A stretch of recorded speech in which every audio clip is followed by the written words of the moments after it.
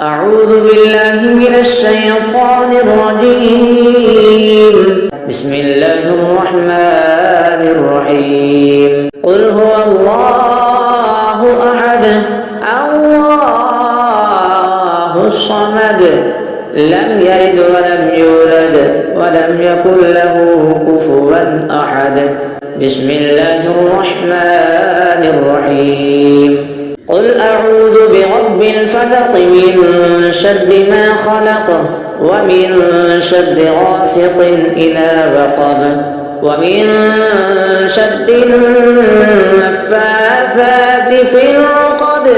ومن شر حاسد إذا حسد. بسم الله الرحمن الرحيم. قل أعوذ برب الناس ملك الناس إله الناس من شر الوسواس الخناس الذي يوسوس في صدور الناس من الجنة والناس. بسم الله الرحمن الرحيم. قل يا أيها الكافرون لا أعبد ما تعبدون ولا أنتم عابدون ما أعبد ولا أنا عابد ما عبدتم ولا أنتم عابدون ما أعبد لكم دينكم ولي دين. بسم الله الرحمن الرحيم. الرحمن علم القرآن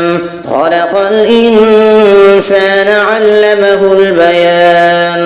الشمس والقمر بحسبان والنجم والشجر يسجدان والسماء رفعها ووضع الميزان ألا تطغوا في الميزان وأقيموا الوزن بالقسط ولا تخسروا الميزان. والأرض وضعها للأنام فيها فاكهة والنخل ذات الأكمام والحب ذو العصف والريحان. فبأي آلاء ربكما تكذبان؟ خلق الإنسان من صلصال كالفخار وخلق الجان من مارد من نار. فبأي آلاء ربكما تكذبان؟ رب المشرقين ورب المغربين. فبأي آلاء ربكما تكذبان؟ مرج البحرين يلتقيان بينهما برزخ لا يبغيان. فبأي آلاء ربكما تكذبان؟ يخرج منهما اللؤلؤ والمرجان. فبأي آلاء ربكما تكذبان؟ وله الجوار المنشآت في البحر كالأعلام. فبأي آلاء ربكما تكذبان؟ كل من عليها فان ويبقى وجه ربك ذو الجلال والإكرام. فبأي آلاء ربكما تكذبان؟ يسأله من في السماوات والأرض كل يوم هو في شأن. فبأي آلاء ربكما تكذبان؟ سنفرغ لكم أيها الثقلان. فبأي آلاء ربكما تكذبان؟ يا معشر الجن والإنس إن استطعتم أن تنفذوا من أقطار السماوات والأرض فانفذوا لا تنفذون إلا بسلطان فبأي آلاء ربكما تكذبان يرسل عليكما شواظ من نار ونحاس فلا تنتصران فبأي آلاء ربكما تكذبان فإذا انشقت السماء فكانت موقة كالدهان فبأي آلاء ربكما تكذبان فيومئذ لا يسأل عن ذنبه إنس ولا جان فبأي آلاء ربكما تكذبان يعرف المجرمون بسيماهم فيؤخذ بالنواصي والأقدام فبأي آلاء ربكما تكذبان هذه جهنم التي يكذب بها المجرمون يطوفون بينها وبين حميم آن فبأي آلاء ربكما تكذبان ولمن خاف مقام ربه جنتان فبأي آلاء ربكما تكذبان ذواتا أفنان فبأي آلاء ربكما تكذبان فيهما عينان تجريان فبأي آلاء ربكما تكذبان فيهما من كل فاكهة زوجان فبأي آلاء ربكما تكذبان متكئين على فرش بطائنها من استبرق وجنى الجنتين دان فبأي آلاء ربكما تكذبان فيهن قاصرات الطرف لم يطمثهن إنس قبلهم ولا جان فبأي آلاء ربكما تكذبان كأنهن الياقوت والمرجان فبأي آلاء ربكما تكذبان هل جزاء الإحسان إلا الإحسان فبأي آلاء ربكما تكذبان ومن دونهما جنتان فبأي آلاء ربكما تكذبان مدهامتان فبأي آلاء ربكما تكذبان فيهما عينان نضاختان فبأي آلاء ربكما تكذبان فيهما فاكهة ونخل ورمان فبأي آلاء ربكما تكذبان فيهن خيرات حسان فبأي آلاء ربكما تكذبان حور مقصورات في القيام فبأي آلاء ربكما تكذبان لم يطمثهن إنس قبلهم ولا جان فبأي آلاء ربكما ربكما تكذبان متكئين على رفرف خضر وعبقري حسان فبأي آلاء ربكما تكذبان تبارك اسم ربك ذي الجلال والإكرام صدق الله العظيم. بسم الله الرحمن الرحيم. ياسين والقرآن الحكيم إنك لمن المرسلين على صراط مستقيم تنزيل العزيز الرحيم لتنذر قوما ما أنذر آباؤهم فهم غافلون لقد حق القول على أكثرهم فهم لا يؤمنون إنا جعلنا في أعناقهم أغلالا فهي إلى الأذقان فهم مقمحون وجعلنا من بين أيديهم سدا ومن خلفهم سدا فأغشيناهم فهم لا يبصرون وسواء عليهم أنذرتهم أم لم تنذرهم لا يؤمنون إنما تنذر من اتبع الذكر وخشي الرحمن بالغيب فبشره بمغفرة وأجر كريم. إنا نحن نحيي الموتى ونكتب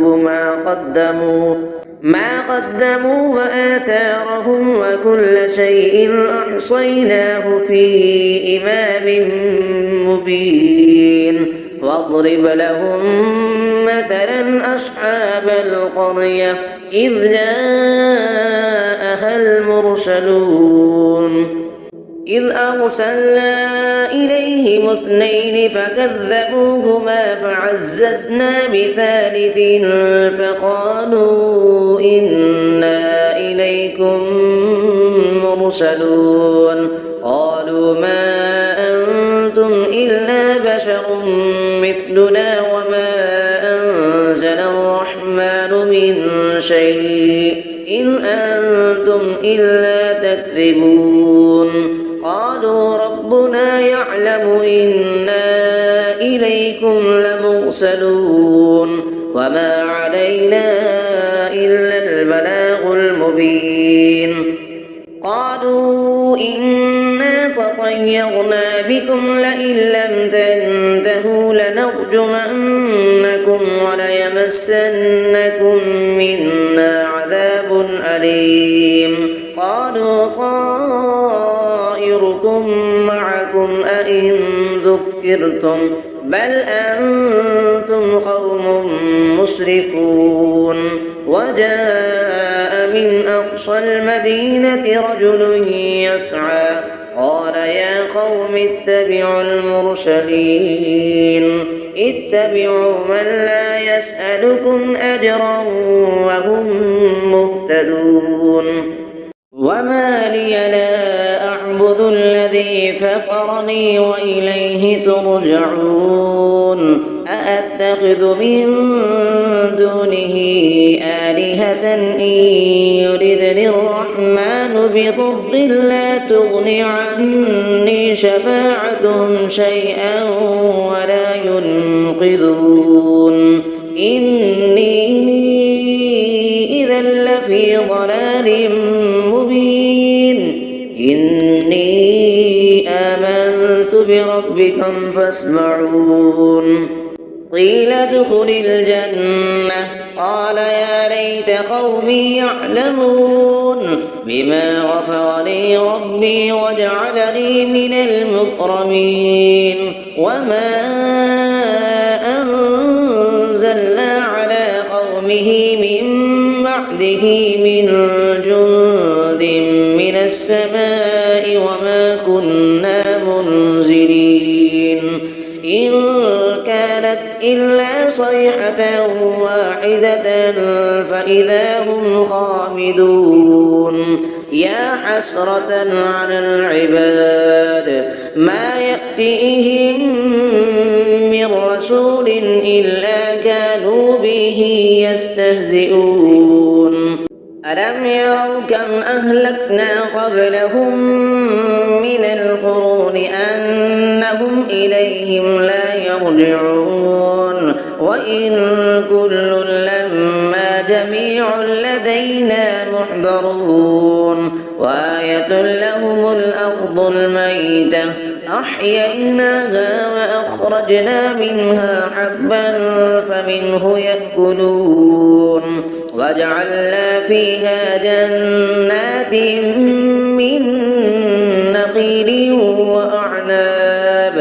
من نخيل وأعناب وفجرنا فيها من العيون ليأكلوا من ثمره وما عملته أيديهم أفلا يشكرون سبحان الذي خلق الأزواج كلها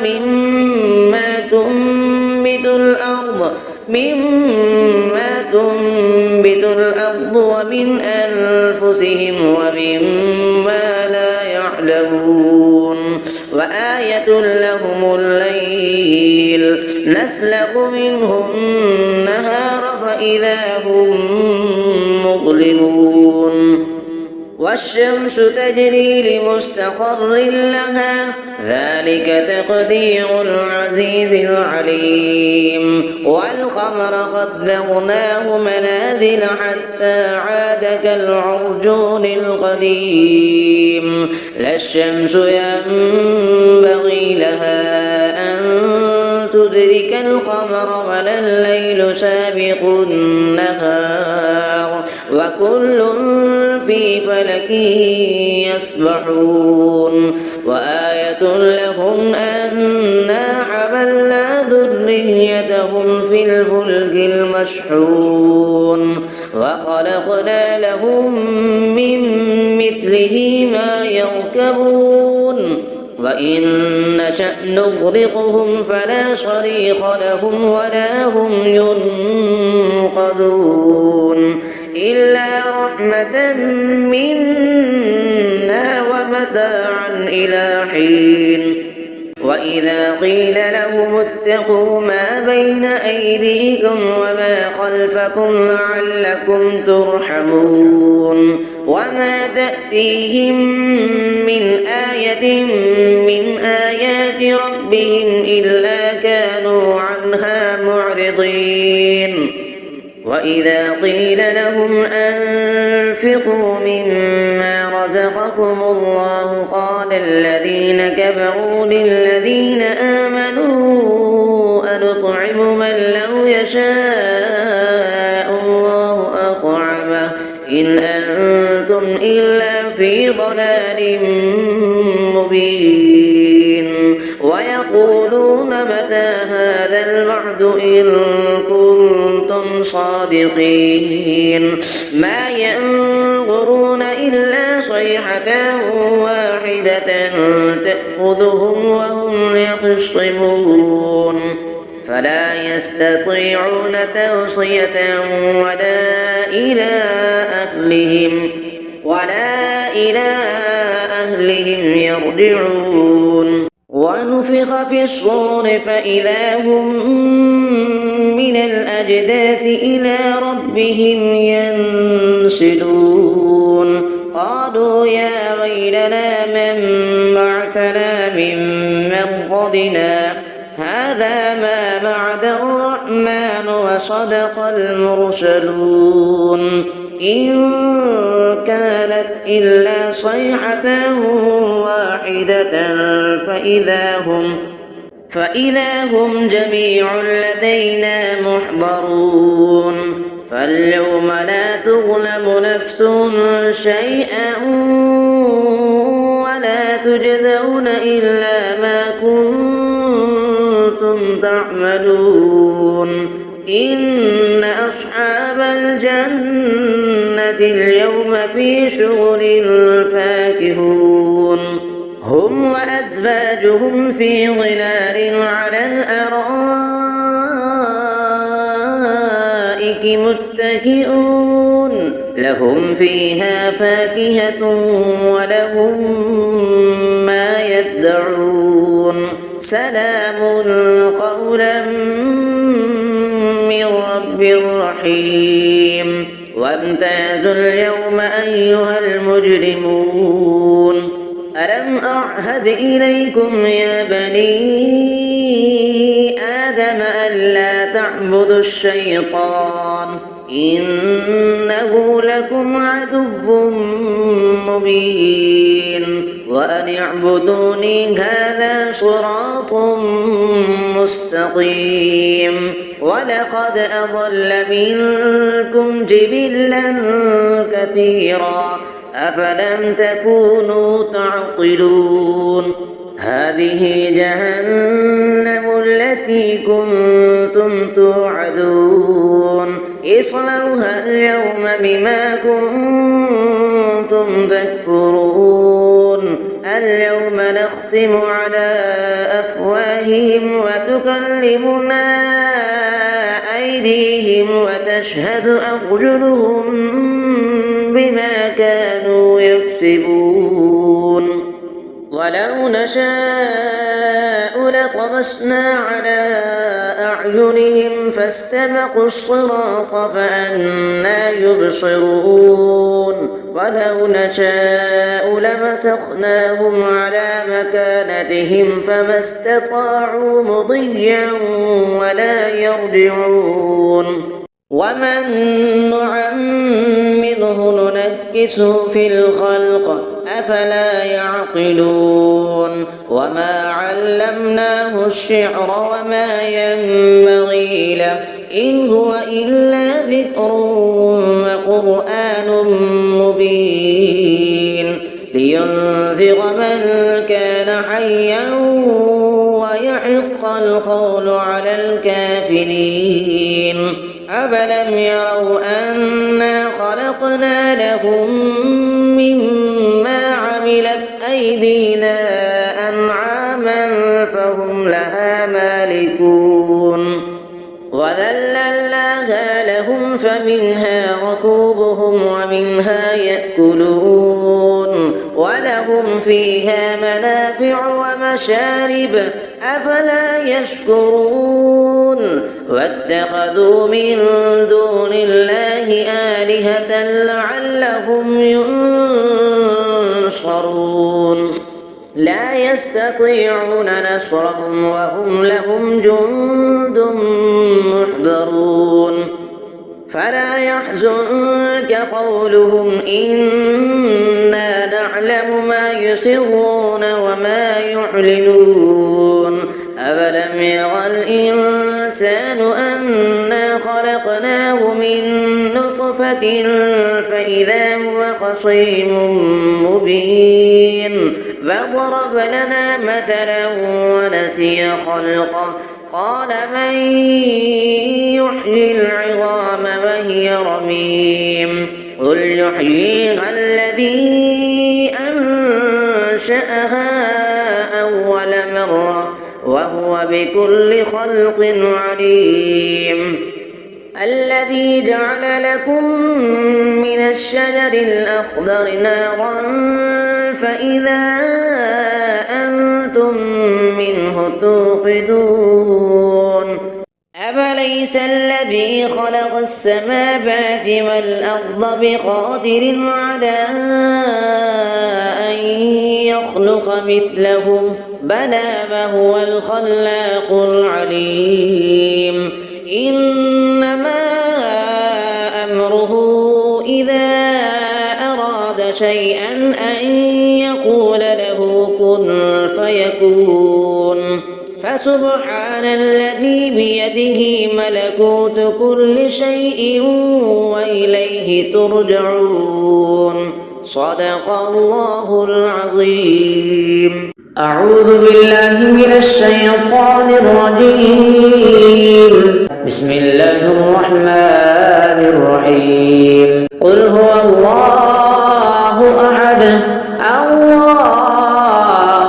الصمد لم يلد ولم يولد ولم يكن له كفوا أحد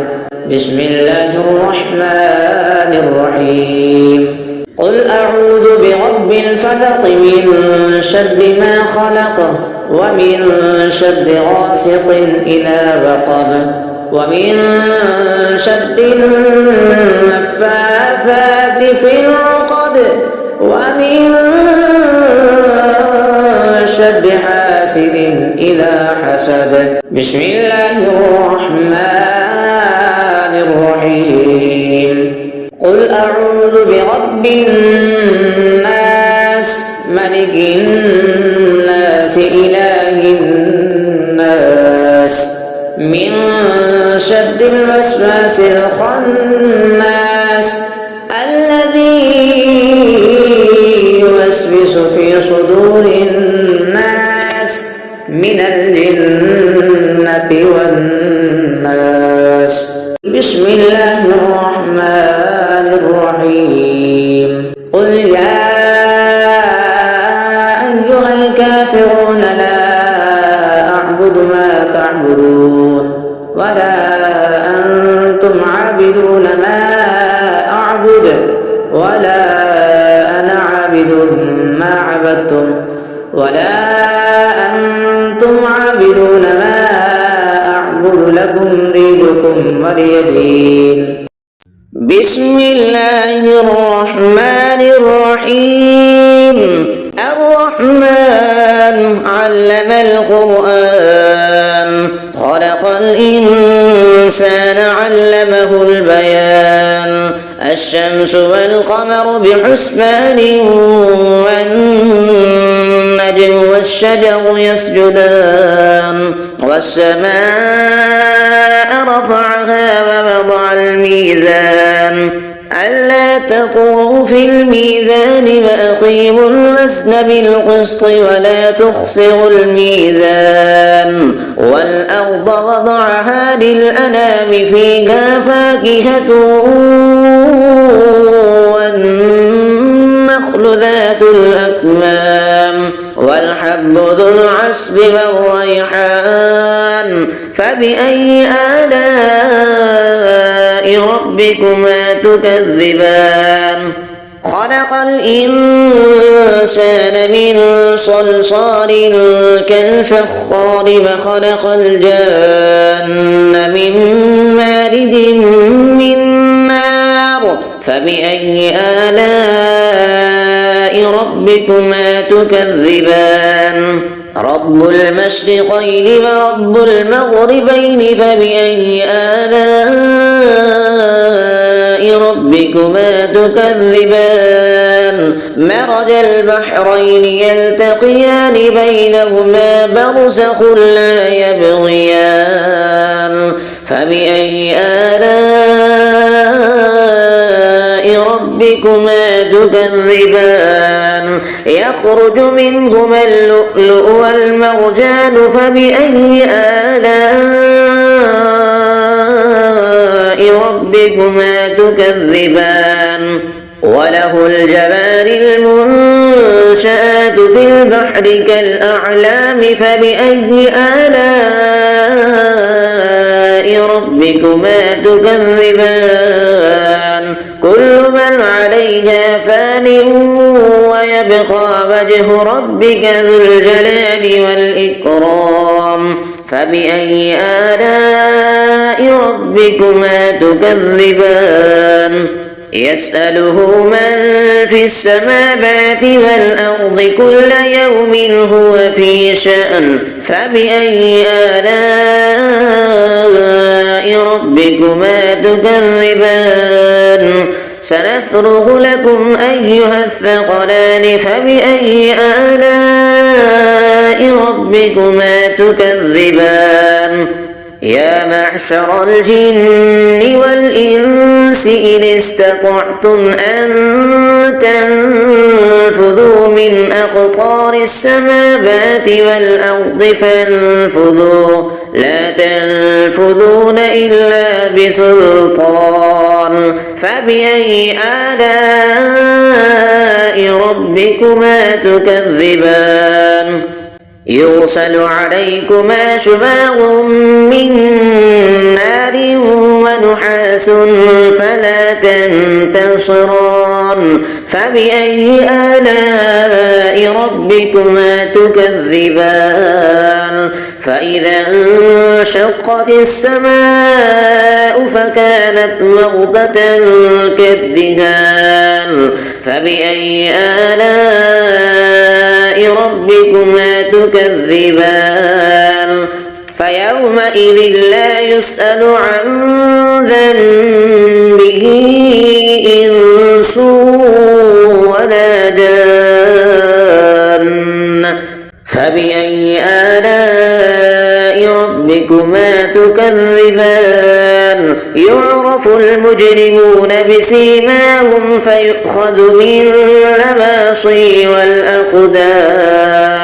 فبأي آلاء ربكما تكذبان هذه جهنم التي يكذب بها المجرمون يطوفون بينها وبين حميم آن فبأي آلاء ربكما تكذبان ولمن خاف مقام ربه جنتان فبأي آلاء ربكما تكذبان ذواتا أفنان فبأي آلاء ربكما تكذبان فيهما عينان تجريان فبأي آلاء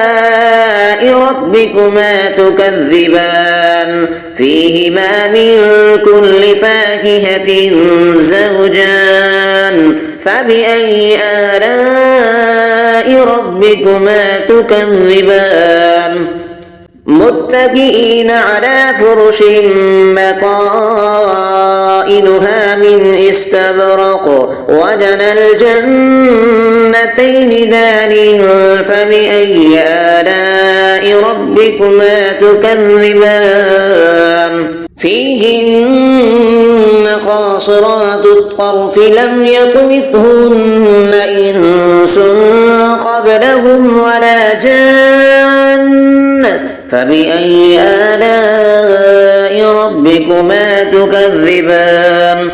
كأنهن الياقوت والمرجان فبأي آلاء ربكما تكذبان هل جزاء الإحسان إلا الإحسان فبأي آلاء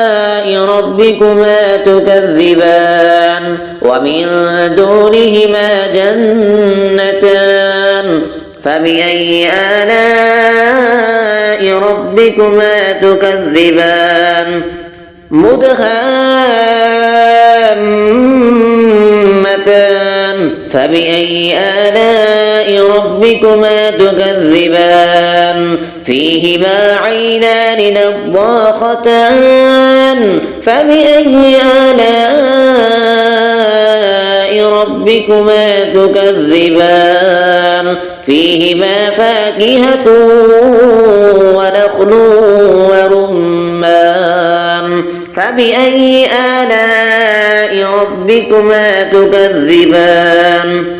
فيهن خيرات حسان فبأي آلاء ربكما تكذبان حور مقصورات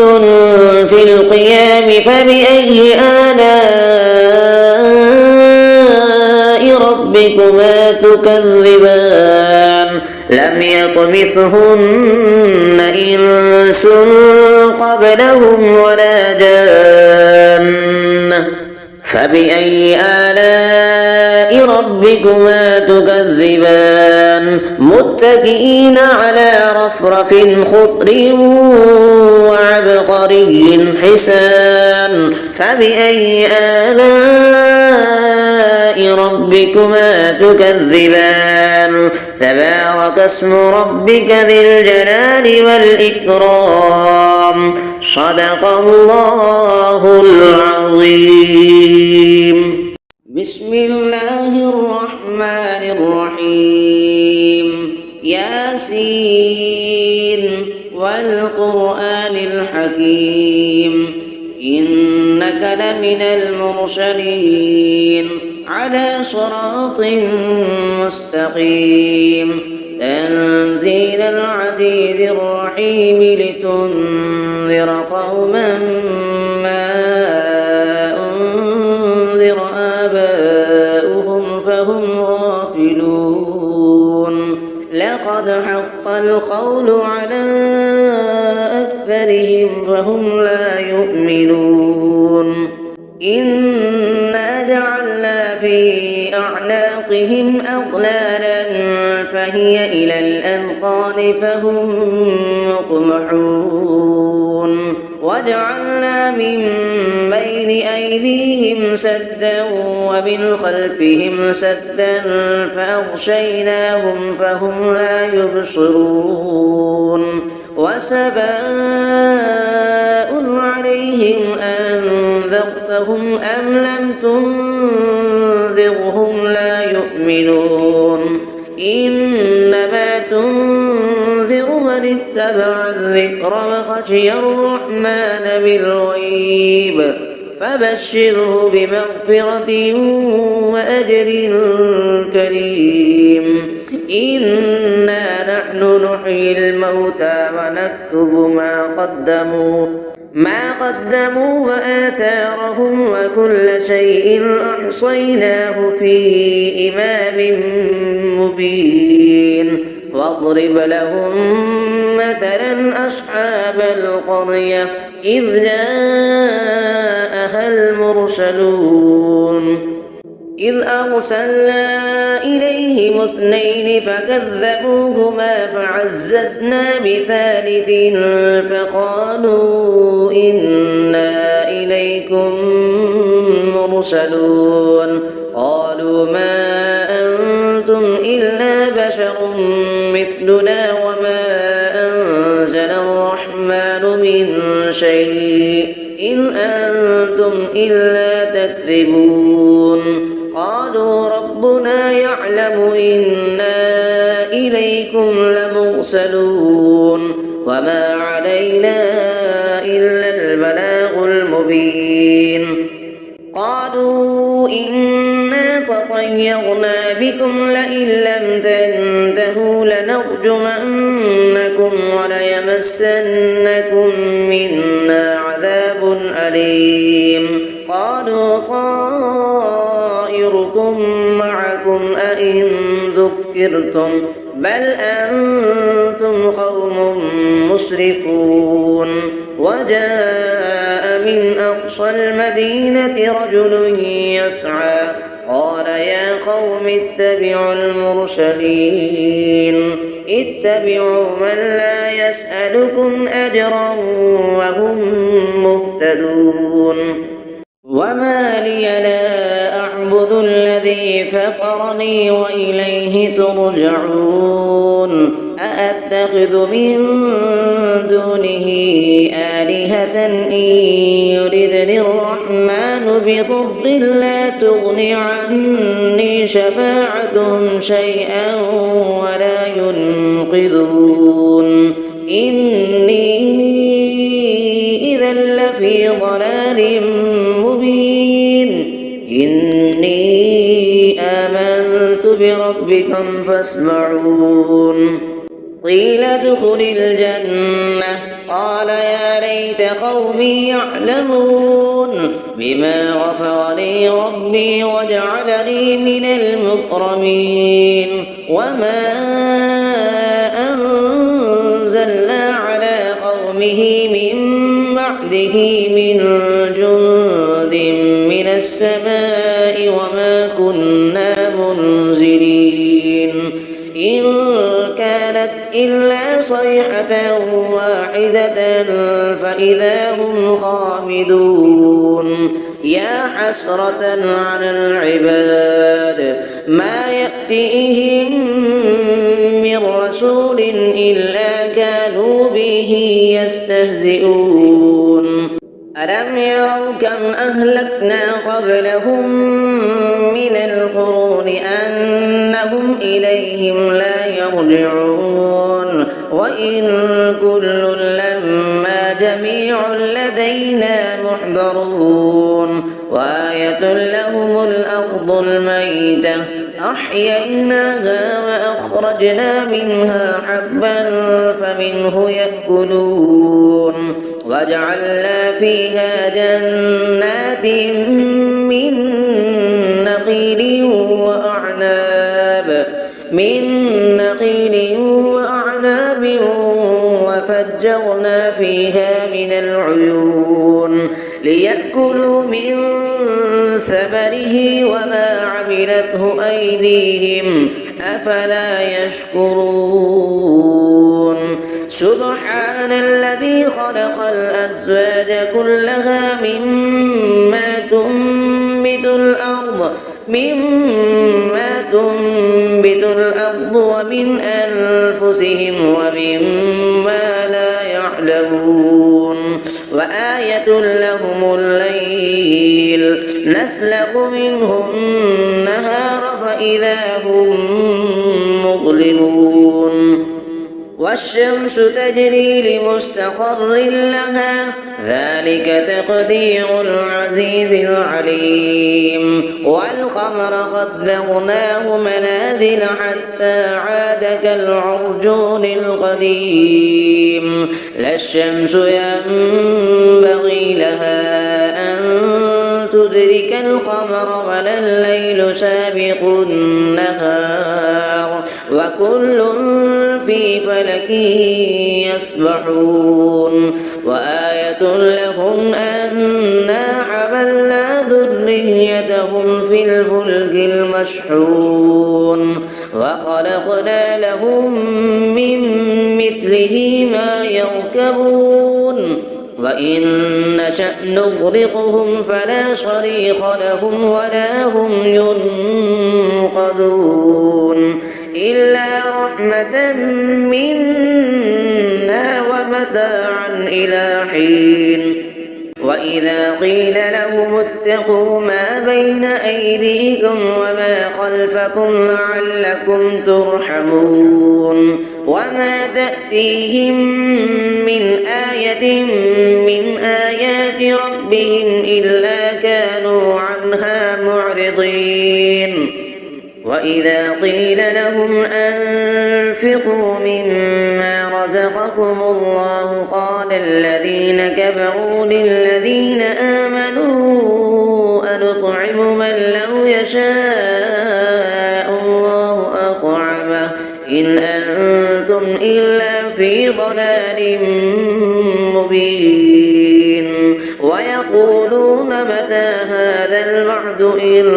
كنتم صادقين ما ينظرون إلا صيحة واحدة تأخذهم وهم يخصمون فلا يستطيعون توصية ولا إلى أهلهم يرجعون ونفخ في الصور فإذا هم من الأجداث إلى ربهم ينسلون قالوا يا ويلنا من بعثنا من مرقدنا هذا ما بعد الرحمن وصدق المرسلون إن كانت إلا صيحة واحدة فإذا هم جميع لدينا محضرون فاليوم لا تظلم نفس شيئا ولا تجزون إلا ما كنتم تعملون إن أصحاب الجنة اليوم في شغل فاكهون هم وأزواجهم في ظلال على الأرائك متكئون لهم فيها فاكهة ولهم ما يدعون سلام قولا من رب رحيم وامتازوا اليوم أيها المجرمون ألم أعهد إليكم يا بني آدم ألا تعبدوا الشيطان إنه لكم عدو مبين وأن اعبدوني هذا صراط مستقيم ولقد أضل منكم جبلا كثيرا أفلم تكونوا تعقلون هذه جهنم التي كنتم توعدون اصلوها اليوم بما كنتم تكفرون اليوم نختم على أفواههم وتكلمنا أيديهم وتشهد أرجلهم بما كانوا يكسبون ولو نشاء لطمسنا على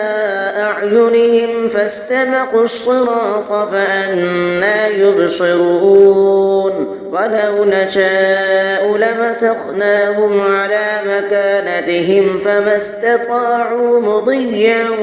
ولا يرجعون ومن نعمره ننكسه في الخلق أفلا يعقلون وما علمناه الشعر وما ينبغي له إن هو إلا ذكر وقرآن مبين لينذر من كان حيا ويحق القول على الكافرين أفلم يروا أنا خلقنا لهم مما عملت أيدينا أنعاما فهم لها مالكون وذللناها لهم فمنها ركوبهم ومنها يأكلون ولهم فيها منافع ومشارب أفلا يشكرون واتخذوا من دون الله آلهة لعلهم ينصرون لا يستطيعون نصرهم وهم لهم جند محضرون فلا يحزنك قولهم إنا نعلم ما يسرون وما يعلنون أفلم يرى الإنسان أنا خلقناه من نطفة فإذا هو خصيم مبين فضرب لنا مثلا ونسي خلقه قال من يحيي العظام وهي رميم قل يحييها الذي أنشأها أول مرة وهو بكل خلق عليم الذي جعل لكم من الشجر الأخضر نارا فإذا أنتم منه توقدون أفليس الذي خلق السماوات والأرض بقادر على أن يخلق مثلهم بلى وهو الخلاق العليم إنما أمره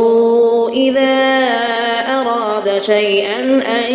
يقول له كن فيكون فسبحان الذي بيده ملكوت كل شيء وإليه ترجعون صدق الله العظيم.